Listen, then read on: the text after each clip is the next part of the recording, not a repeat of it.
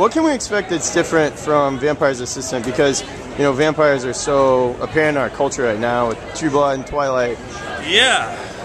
Well, the rules of vampiredom are kind of different in this movie. Right. It's like you don't become immortal and you can't turn into a bat. I mean, I didn't see Twilight, so I can't really talk about the differences between that movie and this, but yeah, they're just a little more grounded in reality, and there's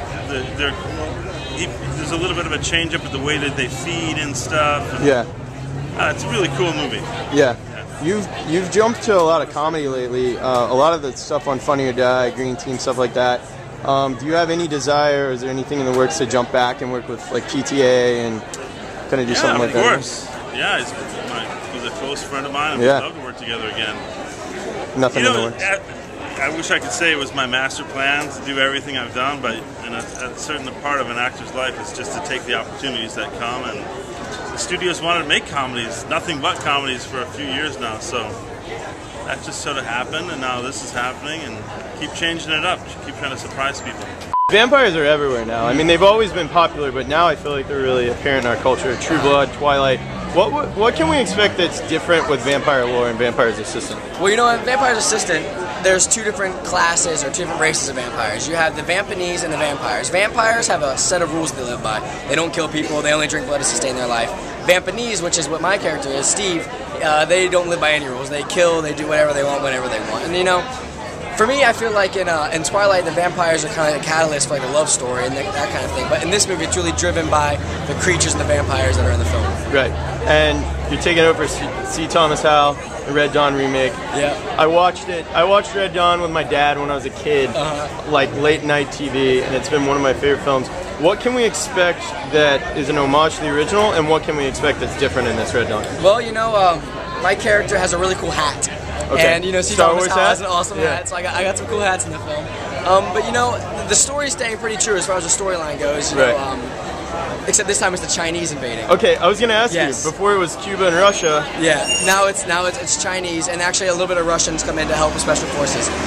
But you know, I mean, the heart of the story is still there. I think that's what's really important. But other than that, we changed quite a bit just to make it modern. And you know, back in the day, moviegoers weren't quite as demanding as for like effects and things like that. Right. So we had to definitely step it up a few levels with that. And we have the directors and producers who worked with like the Born Identity movies and Quantum of Solace and all those amazing action movies. So it's gonna be a really good one. Did you practice your Wolverines? Oh, I've been working on it a long time. I'm so excited. I get to run across the rooftop with like a big machine gun and then yell Wolverines at the end. Do you want to give us a preview? I can't. I gotta keep that under wraps. Keep it under wraps? Wait and see. All right, man. We're all excited. Thanks a lot, dude. I appreciate it. Yeah. That is sweet.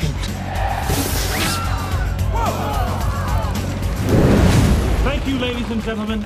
Darren, I saw his painting on my vampire books. He's a vampire. Having a good time? Darren, want to become a vampire? I'll do it.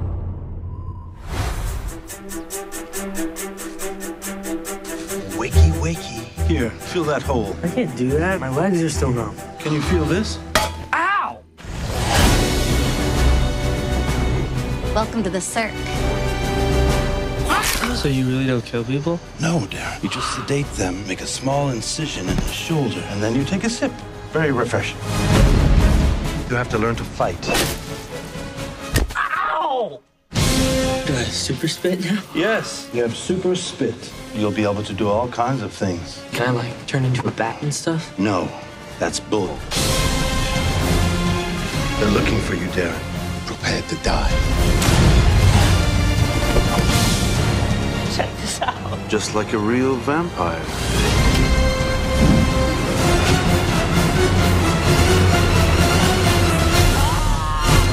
That is one awesome vampire power, man.